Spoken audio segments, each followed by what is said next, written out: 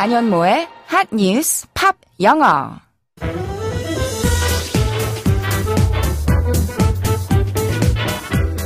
안녕하세요. 안현모입니다. 월요일부터 금요일까지 매일 핫한 뉴스를 들여다보고 관련된 팝송 이야기도 나누고 영어 공부까지 함께하는 시간이죠. 이번 주는요, 계속해서 우리 시간으로 다음 주 월요일에 열리는 제91회 아카데미 시상식 특집으로 꾸며드리고 있습니다.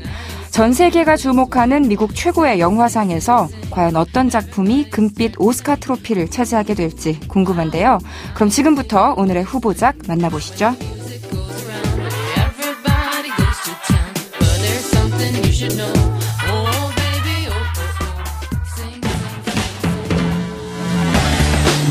핫 뉴스.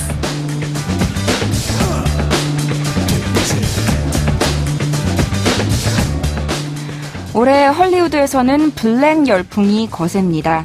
흑인 히어로물인 블랙팬서와 흑인 피아니스트의 실화를 다룬 영화 그린북이 각각 배우 조합과 프로듀서 조합상을 받았는데요. 이러한 기세가 아카데미까지 이어질지 관심입니다.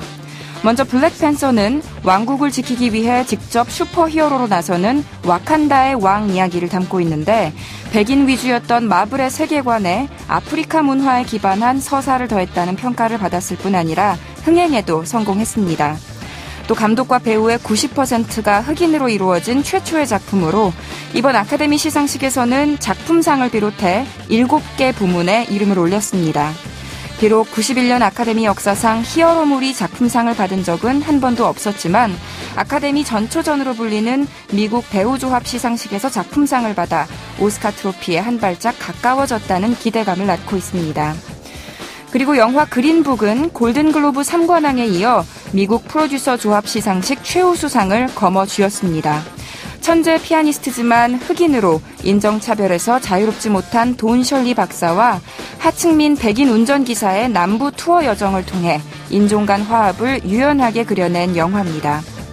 이 밖에 뉴욕 브루클린에 사는 평범한 10대 흑인 소년 마일스 모랄레스를 주인공으로 한 스파이더맨 뉴 유니버스는 장편 애니메이션상 후보에 올랐습니다. CG와 수작업 애니메이션을 결합해 마치 만화책을 보는 듯한 독특한 영상을 보여주면서 전문가와 관객 모두에게 인기를 끈 작품입니다. 형식적으로는 인종차별이 사라진 이후에도 백인만의 잔치로 불리며 비판받아왔던 아카데미 시상식. 지난 2011년 흑인 가정부의 애환을 담은 영화 헬프가 여우 조연상을 받은 후로 올해도 또 한 번 변화의 물결이 일고 있습니다.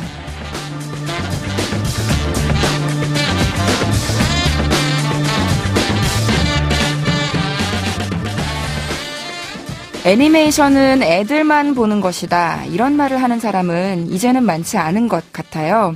예전에는 그런 고정관념 같은 게 있었잖아요. 하지만 요즘은 극장가에 오르는 애니메이션 중에서 성인을 대상으로 하는 것도 꽤 있죠. 그래서 골라본 오늘의 키워드송은요, 앞서 소개해드린 대로 장편 애니메이션 부문 후보에 오른 스파이더맨 뉴 유니버스 사운드 트랙에서 가져왔습니다. 포스트 말론과 스웨일리의 선플라워로 준비했어요. 노래 먼저 들려드릴게요.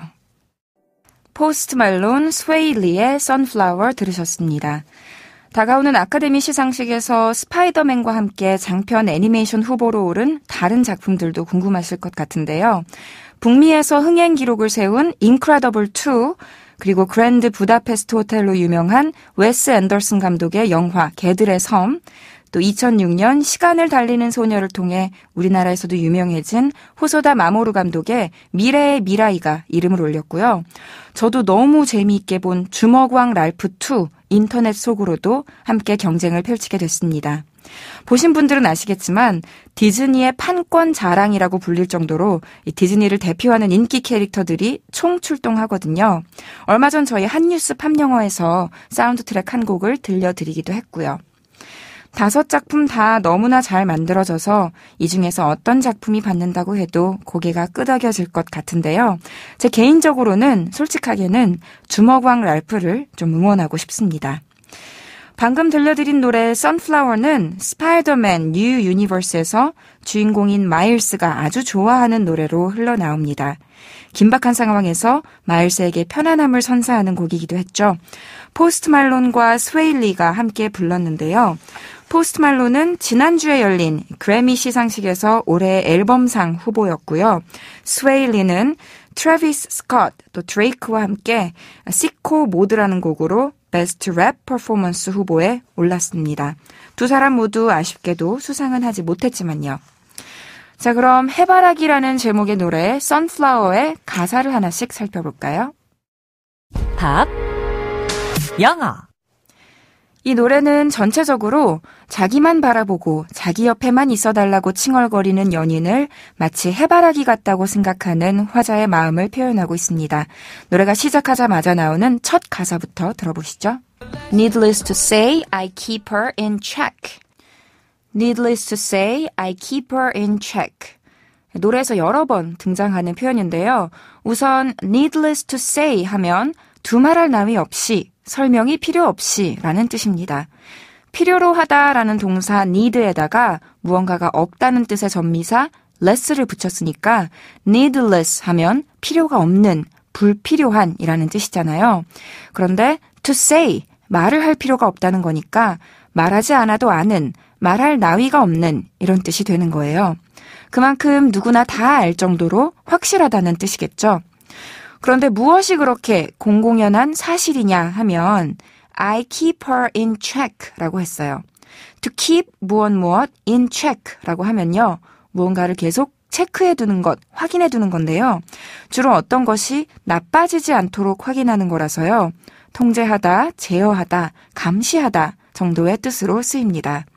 정확히는 상황을 알 수 없지만 그녀가 너무 심하게 나를 괴롭히지 않도록, 구속하지 않도록 내가 관리하고 있다, 예의주시하고 있다 라는 뜻으로 이해하면 될 것 같습니다. 다시 한번 들어볼까요? Needless to say, I keep her in check. Needless to say, I keep her in check. 잘 들리셨죠?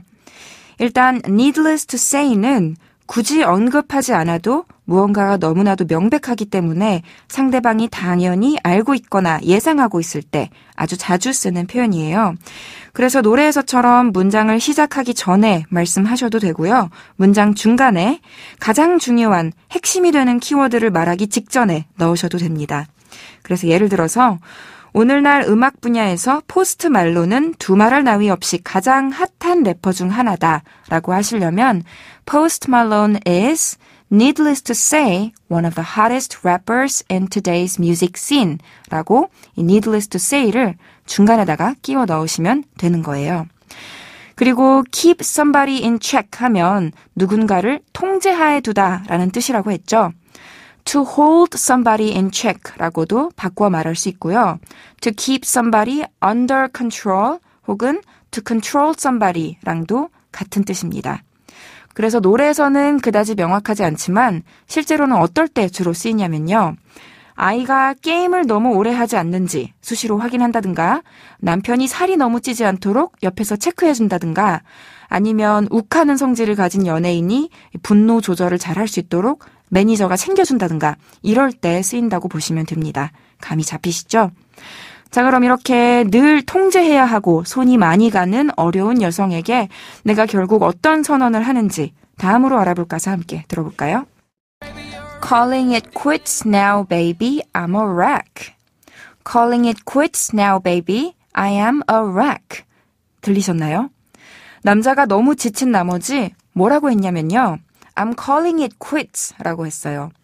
Call it quits 하면요. 수거로 그만두다, 끝내다 라는 뜻이에요. 그러니까 calling it quits now, baby 하면 자기야 우리 이제 끝내자 라고 말한 거예요. 두 손 두 발 다 들겠다 이런 거죠. 그리고 이어서 한 말은요. I am a wreck 이라고 했어요. W-R-E-C-K, wreck이라는 단어는 예전에 주먹왕 랄프의 수록곡을 다루면서 알려드린 적이 있었죠. 주먹왕 랄프의 영어 원제가 Wreck-It Ralph라고 혹시 기억하시나요?